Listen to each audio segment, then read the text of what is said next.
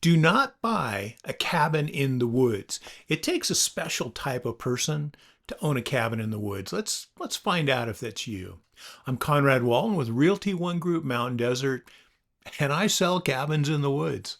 My wife and I have lived in Walker full time for 12 years now. It's a small community in the Bradshaw Mountains just south of Prescott.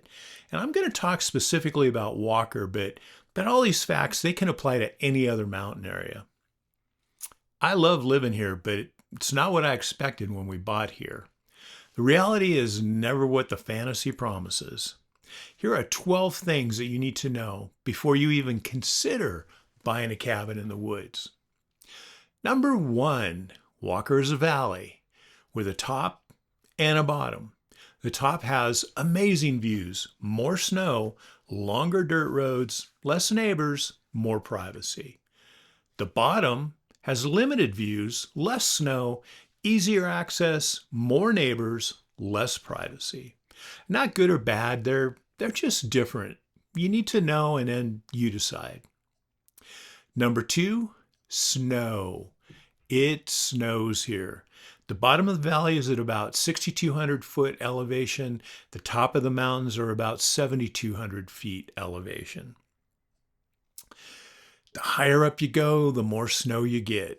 I heard a story and then I recently met the guy that it happened to where they got snowed in for 3 weeks. Their cabin was at the top of the mountain and there was a storm coming. Well, the wife takes her dog and leaves and goes down the mountain and back home to Phoenix. I'm out, she says. The husband says, it's fine. Typical husband. I mean, that's what I would have done. He'll stay with the dog and he'll come home in a day or two. And then the storm comes. He could barely walk outside because the snow was so deep. It was up to his waist. Now, he had food and he would be fine, but he didn't have enough dog food. He had power and cell service, so he called a friend. The friend knew a guy who could help. The friend of the friend had a helicopter. Because of the snow, they had no other business going on. So they went and got some dog food and they made a sturdy bundle out of it and they flew the helicopter to the cabin. They couldn't land, but they dropped the bundle into the snow below. And they'd packed a candy bar into the package for the husband. He told me it was the best candy bar he ever had. How much did they charge him for the helicopter trip? I mean, that's got to be outrageous, right? Nothing. He paid them for the dog food, but nothing else. They were bored. They loved dogs and they were happy to help. Which brings us to number three, difficult road access. Now, it's related to snow, but we have dirt and gravel roads here that can become impassable in snow and mud or after the storms. And the mud after the snow melts, it's almost worse than the snow itself. If you like driving on dirt roads like I do, that's great. But no matter what, buy a truck. A four-wheel drive truck, and then move next door to a guy who owns a snowplow, like me. Number four, septic systems. Everybody has one, and they're nothing to be afraid of because normally they aren't a big deal. State law says that the septic system must be inspected every time a property is sold, paid for by the seller. Sometimes they're hard to find to do the inspection because they're buried in the ground and people forget where they are. I once had an inspector, he had this ball that had a flashing blue light on it and a radio transmitter inside of it, and they flushed it down the toilet to see where it would end up. Then they had this thing that looked like a ray gun and they walked around with the thing pointed at the ground, and when it started beeping really fast, they found the tank. It was under the foundation of the house. Number five, water.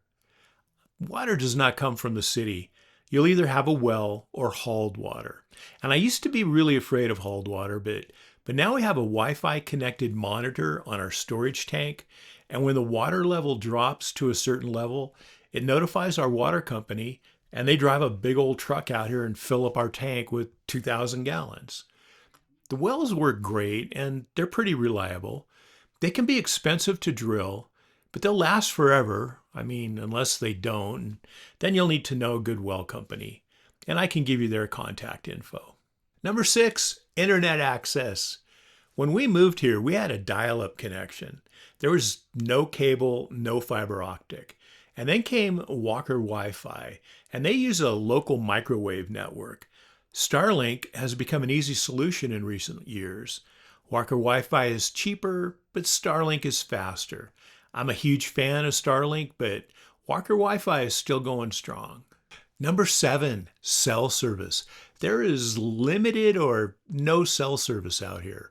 When you're at the cabin, you can use call over Wi-Fi on your cell phone, and as a real estate agent, I use that a lot because I need a reliable phone connection. But out driving around, you can get a cell phone booster antenna for your truck, or you could use a mobile Starlink dish. I have a mini Starlink dish that I throw in the bed of my truck for reliable internet access anywhere I go. I love it. Or you can just not use your phone and just be one with nature. Number 8, emergency services. They can be slow. In Walker, we have the best fire department. I've seen a few small fires over the years, and they put them down really quickly. If you need medical attention, they have certified EMTs to take care of you in a matter of minutes. There's a helipad at the fire station, so they can land a medical helicopter and fly you to Phoenix if that's what's required. The sheriff's department, who we all love, they might take some time to get here. You're more on your own out here than you are in the city, which might be one of the reasons that you live out here. Number 8, wildfire risk. When you have trees made of wood, there's a chance something might burn. Lightning and stupid people are the main causes of fires. We've been evacuated twice in the 12 years that we've lived here. The first time, we freaked out and packed too quickly. I ended up with 12 pairs of underwear, and my wife had none. The second time we were evacuated, we were pros. We took our time and we made a vacation out of it. Neither time did the fire get anywhere close to our property. If it's a big enough fire, the federal government steps in and throws a ton of resources at it. I watched a DC-10 fly along the ridge across the valley from my cabin, dropping the red foam. It was really impressive. When we lived in LA, we had wildfires, riots, crime, traffic, earthquakes, and too many people. And I will happily trade all of that for the risk of wildfire. Number 10, insurance costs. With great wildfire risk comes great insurance costs. It can be hard to find insurance, but if you work hard enough and make enough calls, you'll find it.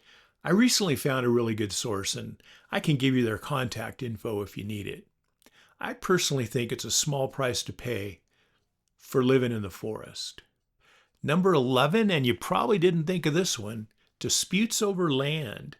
When Walker was settled, it was claimed by miners in the 1860s.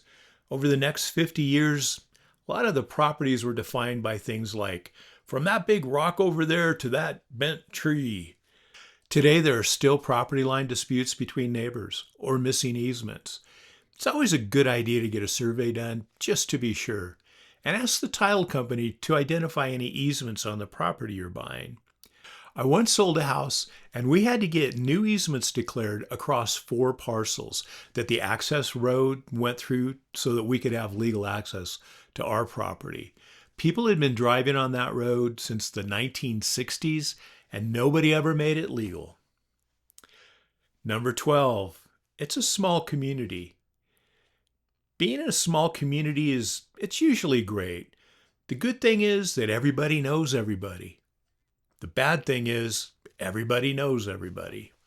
Most people who live out here, they're great people. People who live in the forest, they're a special type of person. Nice, helpful, and friendly. Personally, we have some great close friends out here. And when there's a foot of snow on the ground, everybody's best friends. But there's always that one guy. Either he's cranky and mad about everything, or they're always complaining and being judgmental. They're usually easy to avoid. Stay out of their way, you'll be fine. Now, if you've made it all the way through that list and I haven't scared you off yet, and you still want to come and live in the forest, you're going to be rewarded with the best lifestyle you can imagine. Waking up to look out the window and seeing trees and blue sky, that makes every problem in the world just fade away. War, politics, the economy, they don't exist out here.